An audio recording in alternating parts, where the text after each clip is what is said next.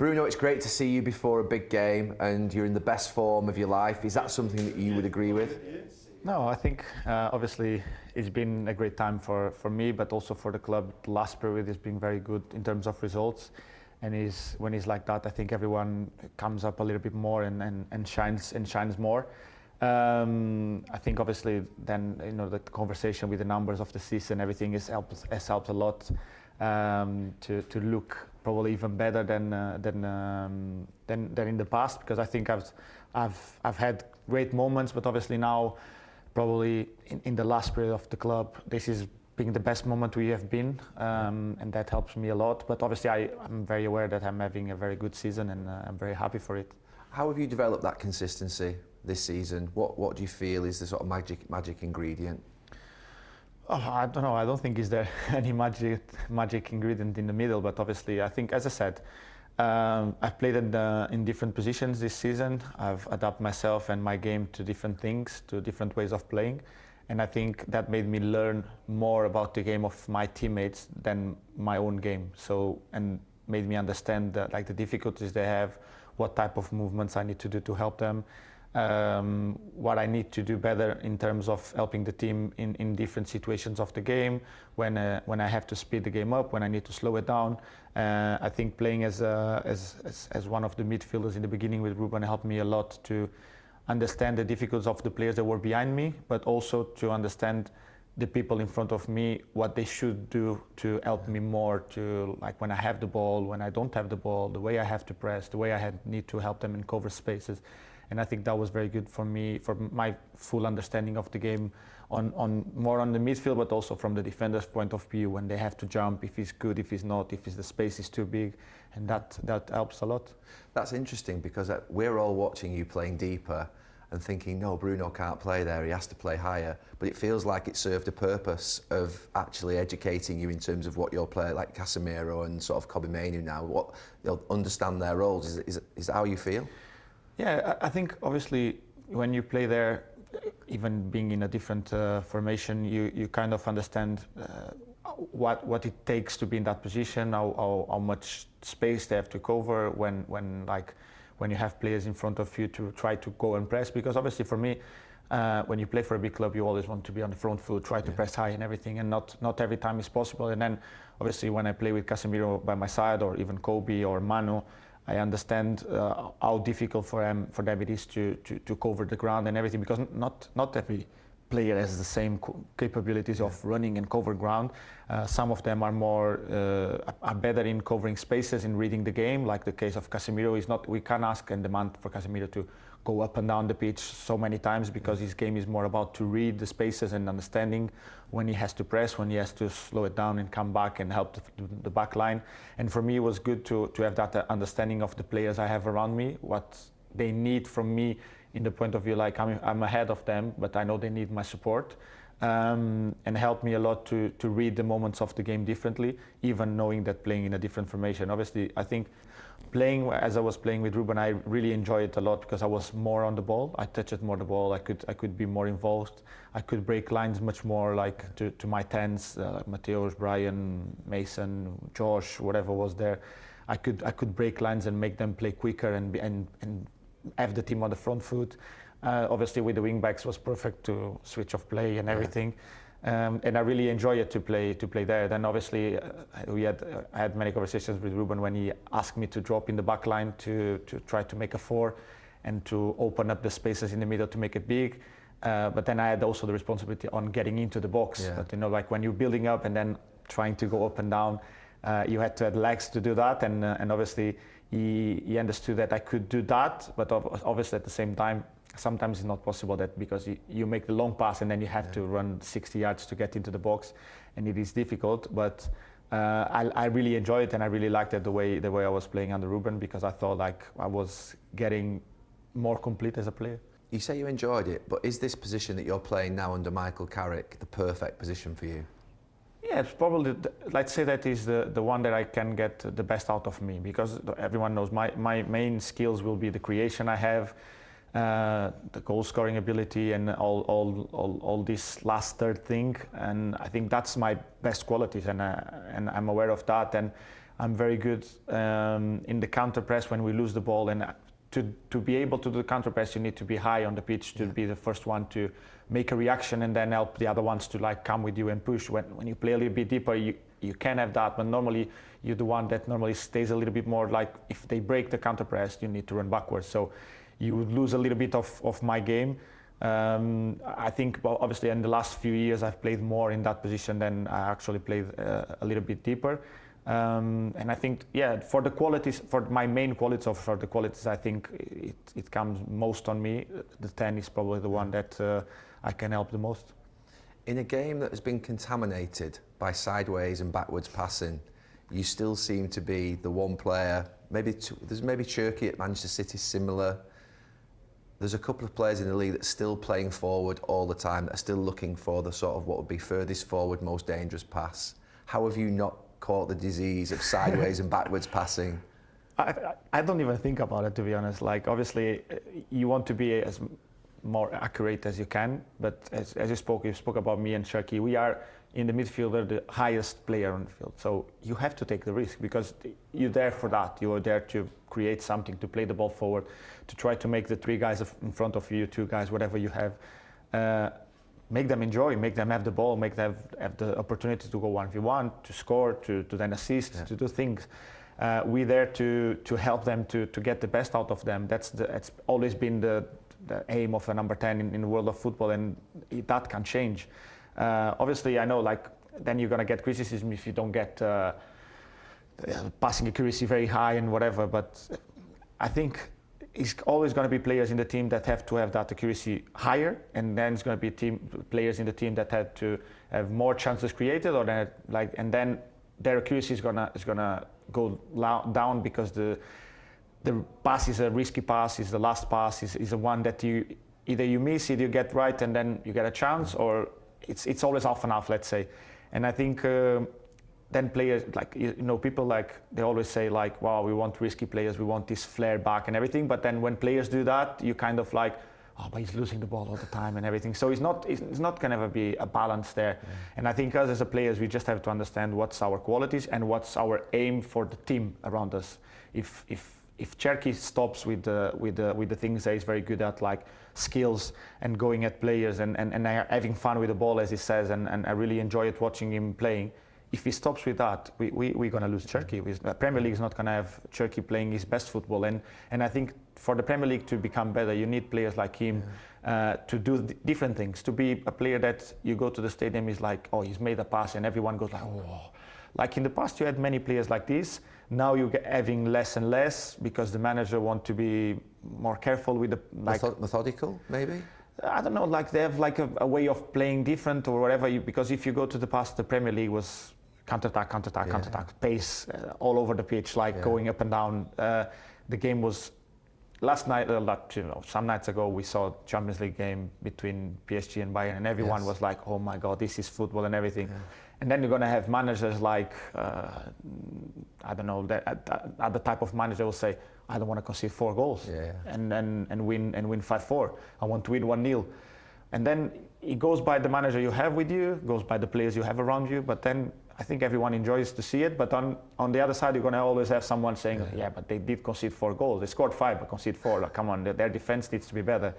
and you can't get the best out of everything, but I really enjoy to see games like that and to see players, like you said, like Cherky, and you have many others in the league. How much are you thinking about the assists? You're up there with some Premier League greats, and you're about to potentially overtake them. Is it on your mind quite a bit? No, of course it's in my mind. I won't lie about that. In the beginning it wasn't. When I start coming like closer and closer, but now I'm one behind them. So obviously I think about it, and it's not something that's going to change the way I play, because I'm one of the creators of the team, so I have to still create things for my teammates and to make them score goals.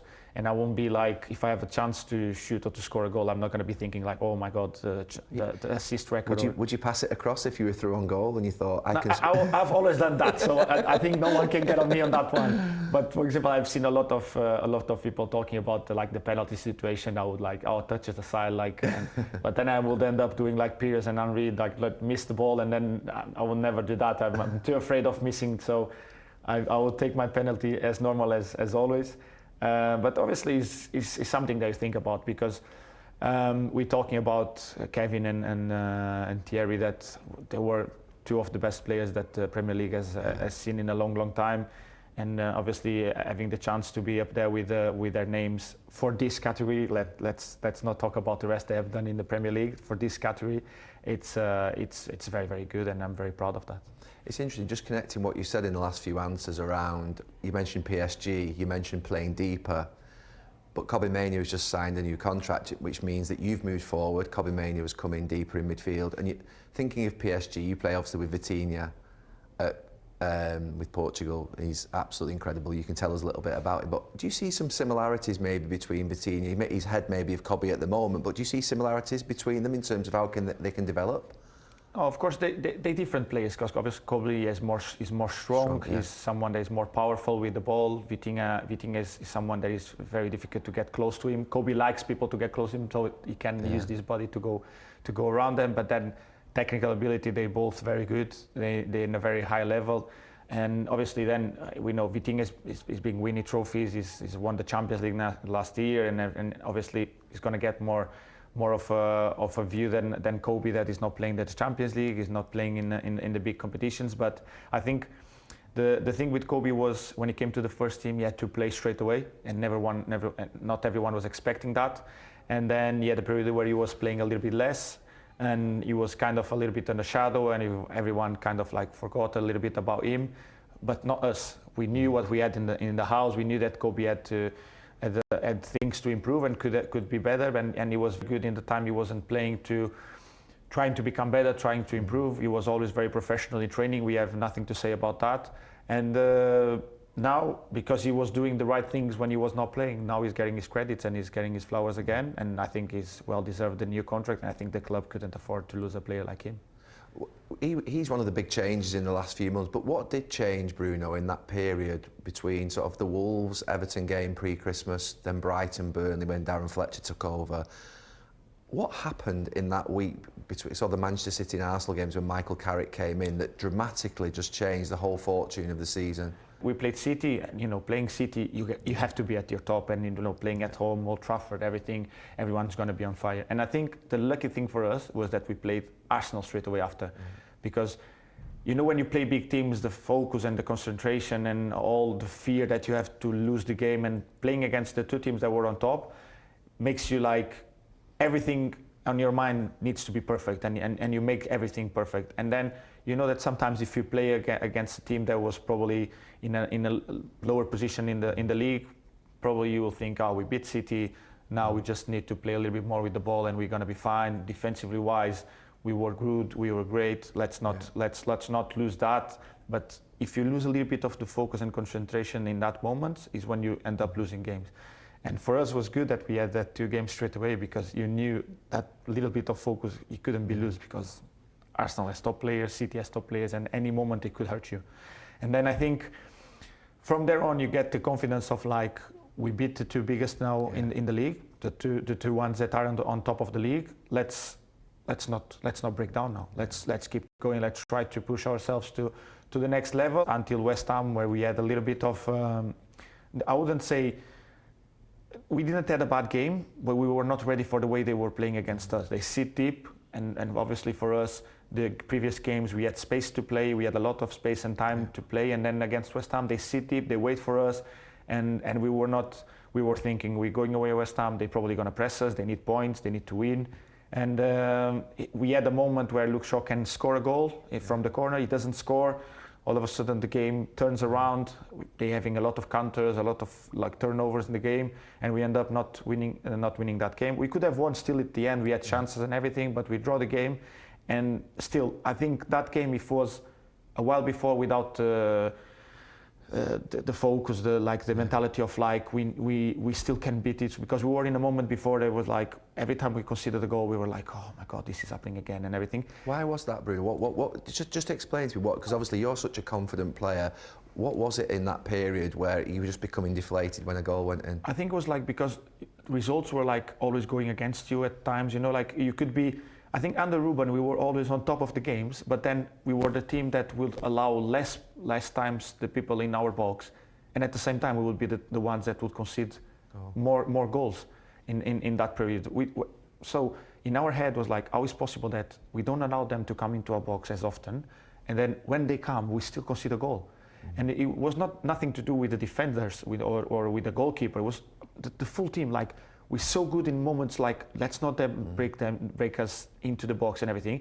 Then when they did it, we always concede a goal, and we always felt like we're doing everything well, we're creating chances, we're not scoring, and then all of a sudden they have one chance and they score against us. And so the belief of like, we're doing everything so well and everything was always coming down a little bit. And then you go again and you push, score. For example, you see the game against Bournemouth.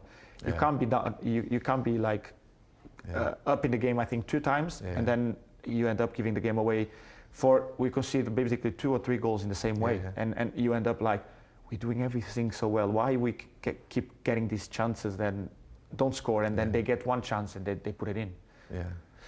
Was the system a factor? I don't think so, because as I said, we were the ones like not letting them into our box. So that means your shape was good, you were defending well, and attacking wise, we were up there in creations or XG or whatever it is. It was a confidence thing then, really. Yeah, basically. and you know, like it's like when you talk about strikers, if they get the ball in, they go. If one doesn't go in twice, 3 times, you start losing your confidence of like, I'm going to put it in, I'm going to put it in. Yeah, and you can do it in training and train as much as you can and hard and everything and try to put it in your mind that it's going to come. But then it's like in the moments, then if the confidence is not there, it just goes down. And we have seen top players like, let's say, Salah this season had a spell, and we all know Salah is one of the best goal scorers in the Premier League, and he had a spell where he couldn't score. And well, you tell me that he has no quality anymore. No, it's just like a moment of confidence where things are not going well. Then you start rushing things, you want to do it more, you want to do it better, and it ends up not coming the way you want.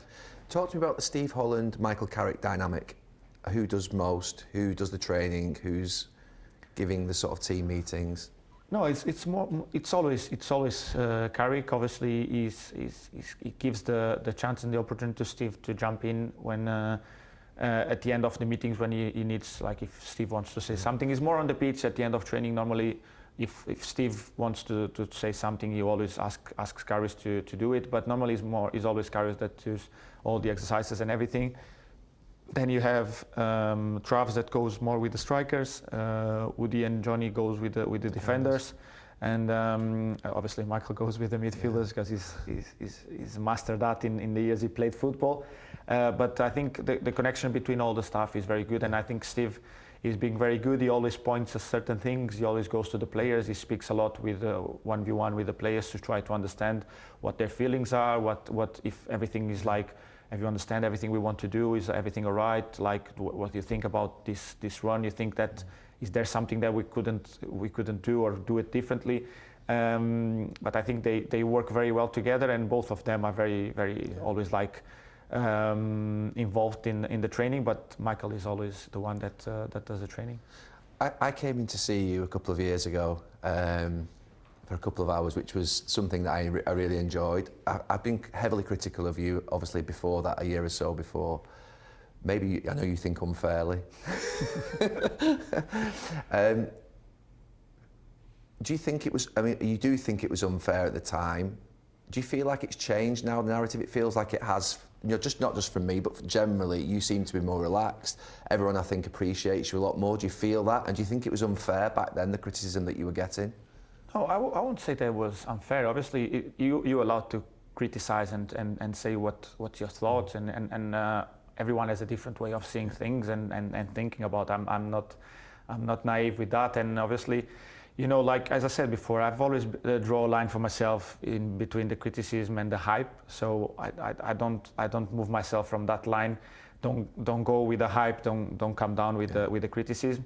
Obviously, you rather have hype than criticism. That's for everyone in the football world and world in general.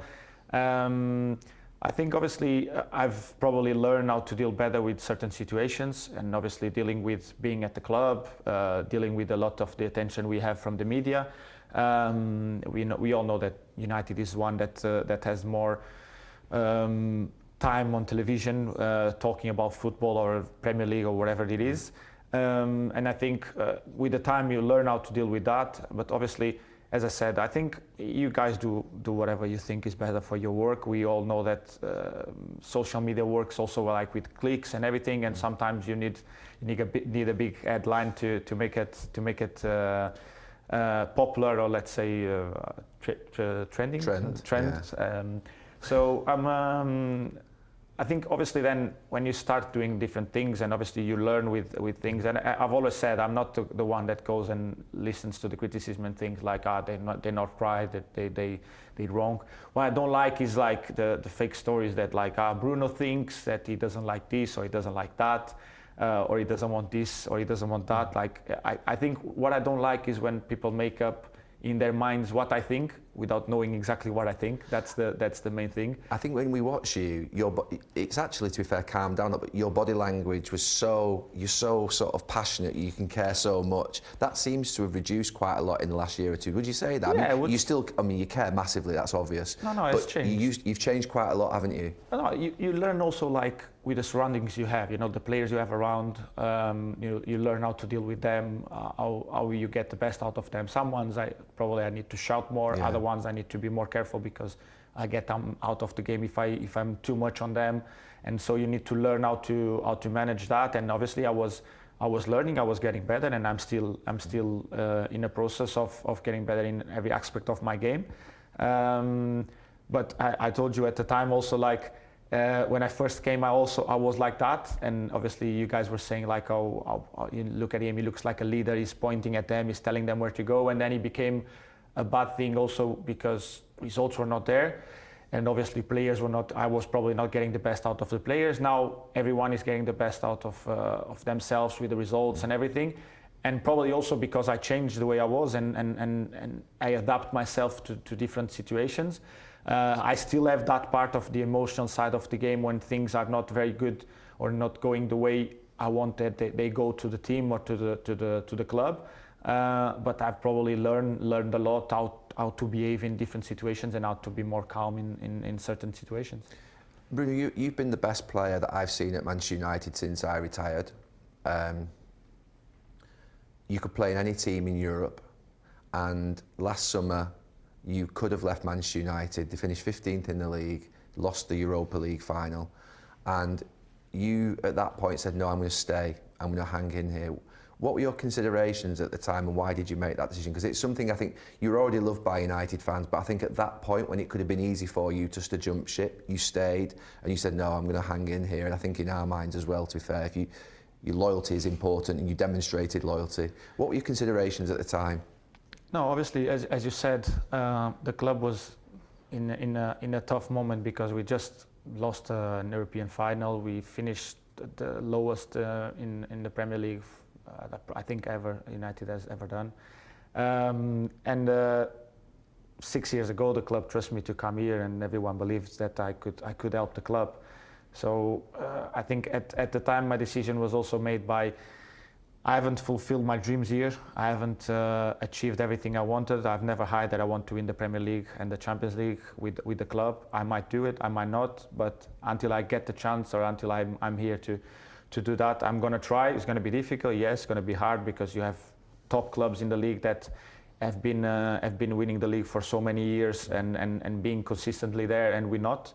But at the same time, I think that it's a little bit about loyalty, but for me, it's not like, this is not even the question of like loyalty or not, because I could have gone 2 years ago or 3 years ago. I could have gone 2 years ago. I could have gone last season, and I really like to be here. I like to be at the club, and I really think that being successful at this club is something that I would never get in being in any other club. I think the joy and the everything I will get the day I get what I want from this club, I wouldn't get that in any other club in the world, because I know how much the fans want this. I know how passionate they are.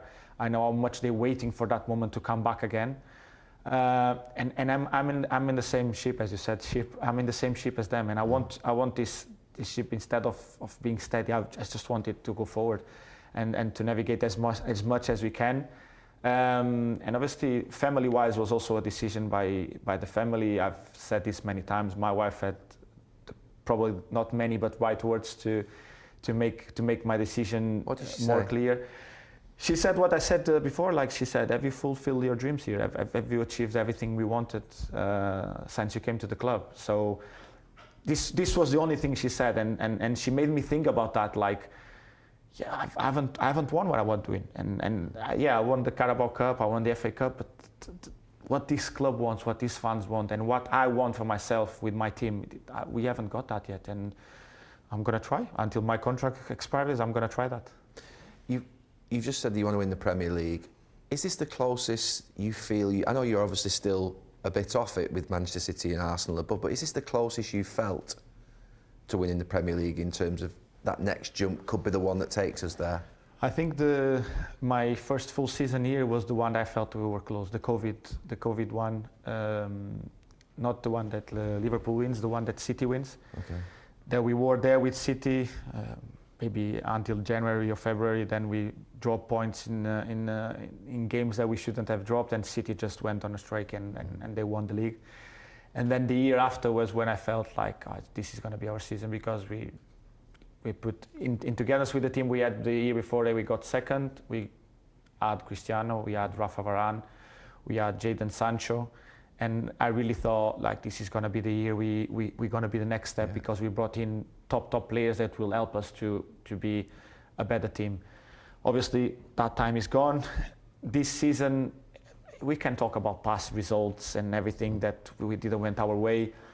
We improved a lot as a team. We became much better in terms of let's say the way we approach games every time, in the way of like we have to be the main character every time, and not thinking that like let's try to do our best and see what's coming. No, we have to be the main character in the game, and then we will see. Sometimes you're going to struggle, sometimes you won't, but you have to try the most as you can to be the main character in the game, because you play for a big club and you play for huge places, not where you are at the moment. We want to be in the top 4 all the time. I think that has to be compulsory for the club. But 10 is the first place. We want that. I've said that you should be the player of the season this year. Do you feel that could come your way? I know it's not in your gift, but do you feel that you're sort of level where you could win it this year? No, I think we had many good players this season. I think I've been up there. I'm not gonna hide for that. I think I had a great season. You have a lot of players that had good moments through the season. Some of them more steady, some of them better than others. We all know that people speak about, and to win this kind of accolades you need to win the league and everything.